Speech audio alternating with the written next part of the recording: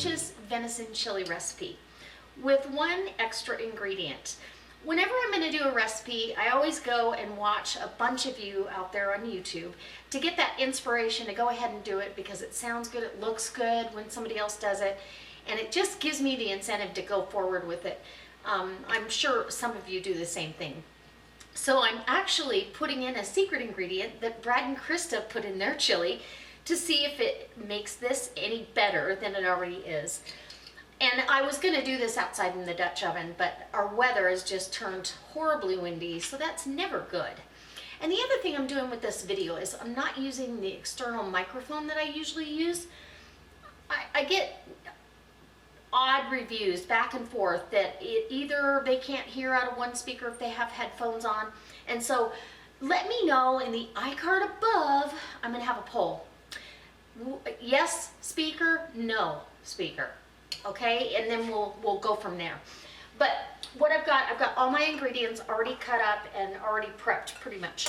This was a 1 pound package of venison stew meat. And when I labeled it stew meat, that means that I could also go ahead and grind it up because there's no heavy sinew or gristle in there like there is on the shank meat. I always label the shank meat so I know it's only for stew. So I ground that up, and I also put in 2 kind of fatty pork chops cut off the bone, and that's my fat content. So there's about 1.5 pounds, almost 2 pounds of meat there. We like a very meaty chili. And here on my cutting board I have 4 cloves of garlic out of my garden. I have 1 large onion. I've got 1 green bell pepper and Brad and Krista's secret ingredient, 2 ribs of celery. And they were kind of small, they're organic celery.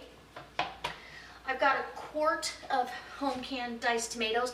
I'm sorry, I already opened that. Actually, it's a little over 1 quart. There was some extra in the fridge. Home canned chili beans. Guys, I did these for you. These are fantastic. And if you want to see a new video on this, let me know because I need to make some more. They just come out. They're already seasoned. They're phenomenal. I've got black beans that I will rinse because when you can black beans and pinto beans, and for whatever reason it doesn't happen to the chili beans, but they get that starchy liquid. I don't care for it in my chili, so I'm going to rinse these before I put them in. And then I also add a little bit of red wine vinegar. It just adds a little depth of flavor that you don't get any other way. So we're going to go ahead and turn our burner on. And I am going to, usually I'll saute my vegetables a little bit. I'm going to go ahead and brown the meat. We're going to get the meat in here. I've got 1.5 tablespoons of olive oil, and that's going to take care of that problem. And let's see, I'll see if I can bring you in closer so you can get a bird's eye view, but the lighting I don't think over here is going to be quite as good, so you may have to just stay where you are.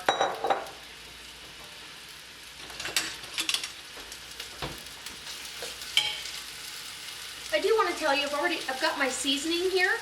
Now, I may not use all this. I've got chili powder, garlic powder, cumin, Mexican oregano, salt, pepper, a little bit of cayenne. I want to make sure that my beans don't over season it because that's got chili powder in it too. So we'll adjust on how much we need. You know what? It's all to taste, so don't worry about a recipe. You don't need a recipe. Just get in there and cook and taste it. All right, we're going to turn our fire to medium-high. Get this meat all browned up really nice, and then we'll add our veg in there and saute that. Let them sweat a little bit. You don't have to drain any fat off this. There's not enough fat to drain. And we'll move on to the next step. Chili is probably the easiest thing you could possibly do. Okay, so now my meat is all browned. I haven't added anything to it because I've got my seasoning all in this container. So we're going to go ahead with the vegetables and the aromatics. Oh my gosh. Guys, chili is so comforting this time of year. Fall is my favorite time of year. Well, I love winter too, believe it or not. But okay, I've got my celery. Brad and Krista, I watched 2 or 3 chili making videos. And, you know, even though I make chili all the time, We even have it in the summertime sometimes. And then for the leftovers, we love chili mac. Super easy and a great way to change it up, dress that chili up in a different outfit. All right, so we're gonna let these vegetables sweat right alongside the meat, and then we'll start adding the other stuff. We're gonna let these vegetables continue to sweat.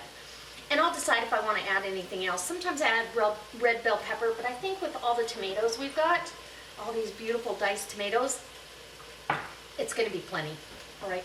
Okay, so our mixture at this point pretty much looks like that. We've got our meat is brown, our veggies have kind of sweat a little bit and pulled any bits that might have gotten stuck to your stainless steel pan. And this, people are going to ask, this is a 6-quart Cuisinart contour pot. I'll try to leave a link in the about section. These, I have a 12-quart and I have this one and I have a smaller saucepan. They're my favorite other than cast iron. They're a nice heavy bottom pot. So, and they clean up with a mirror finish. Can you see yourself? Anyway, we're going to go ahead and start adding the rest. I've got my black beans here. They're beautiful. I've rinsed them off so I don't have that starch. My tomatoes and their juice. We're going to go ahead and put that in. And this is probably going to make about 5 quarts of chili. So now it's time to open the chili beans, and these are great. I canned these up before our hunting trip. Did you see that seal? That was amazing. Before our hunting trip, and they're very easy to do. Again, you can look, I'll try to leave an iCard above for my home canned chili beans, but if you'd like to see a new version of that, go ahead and feel free to leave me a comment. Now this has some liquid in there. I'm going to leave that in. Obviously it's flavor. And these were kidney beans. So I've got 2 different kinds of beans. And sometimes some of your seasoning and the beans get stuck at the bottom of the jar. You just want to go ahead and pull that out with the spatula. Okay.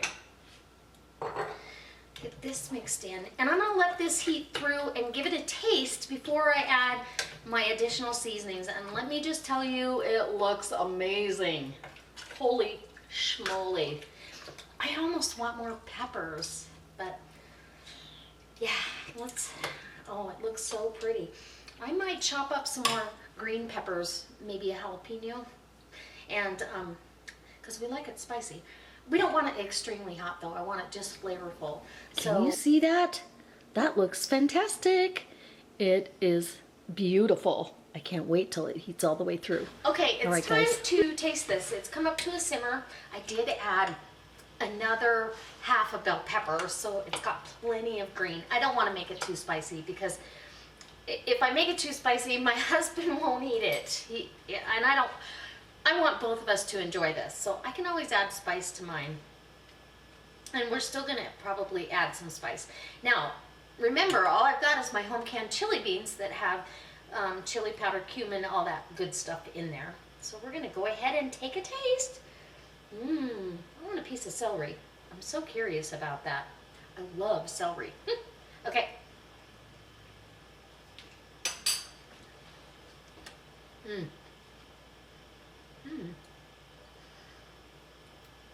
So, if you really didn't have any other spices, this would be perfect. But because chili should be full of spice, I'm going to add some spices to it.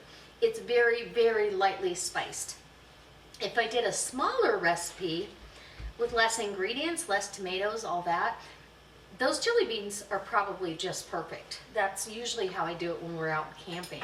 I don't have to add. So I'm going to add the side that has the cumin, the Mexican oregano, and we're going to add about half of this seasoning mix that I've got. And honest, it's just your own mix of chili powder, garlic powder, onion powder, a little bit of cumin in there, but for the most part it's in here. Now, because all those spices are just dehydrated, they're going to have to rehydrate.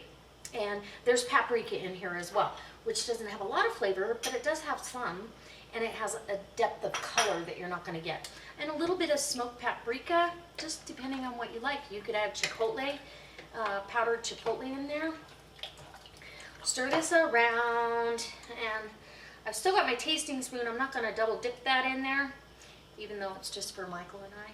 I'm going to go ahead and put some down on my spoon and taste what I feel like I've got so far.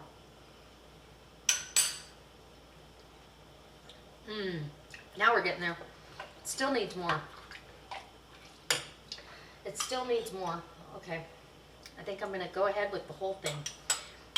And that was honestly about a half a cup of chili powder and seasonings. You know, you could use a package of seasoning mix if you wanted, if you didn't want to try to combine your own.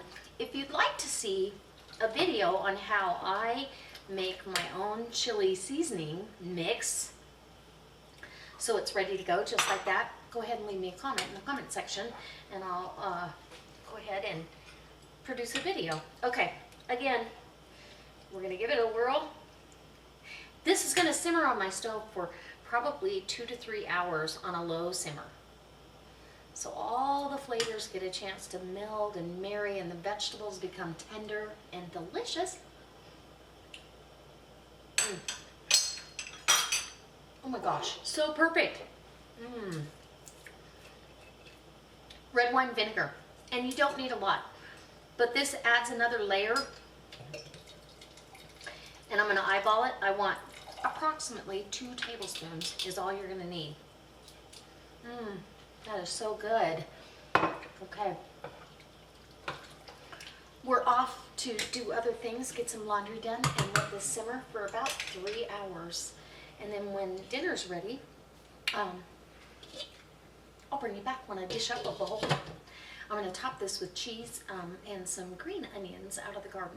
I still have some green onions out there, so I'll chop some up and we'll top it with cheese and onions. So guys, the chili is done. It's had time to simmer on the stove for hours, and everything smells delicious in here. So I've got my bowl. I've already dished up Michael's, and I'm not going to have a huge amount, but absolutely looks wonderful. I've grated up some sharp cheddar cheese to top that with, and a little bit of cheese on top, maybe a little more, and some green onions that I chopped up fine out of the garden, still in that whiskey barrel out there. So here's my chili. Well, it looks and smells delicious. So I'm going to give you a taste test, and then I'm going to let you go. Oh my gosh, it's so good. Okay, now I've got to go in for the non-YouTube bite.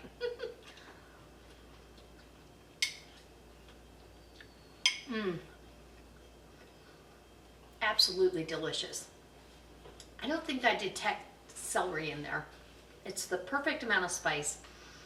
It's warm going down. It's very comforting. It's a great fall dish. So guys, I hope you try it. And as always, I can't wait to see you next time for another delicious recipe. Stay tuned for more Dutch oven recipes when the weather's all good. And maybe I'll make some chili next for you. Let me know in the comment section below if you like that. All right, guys. Bye!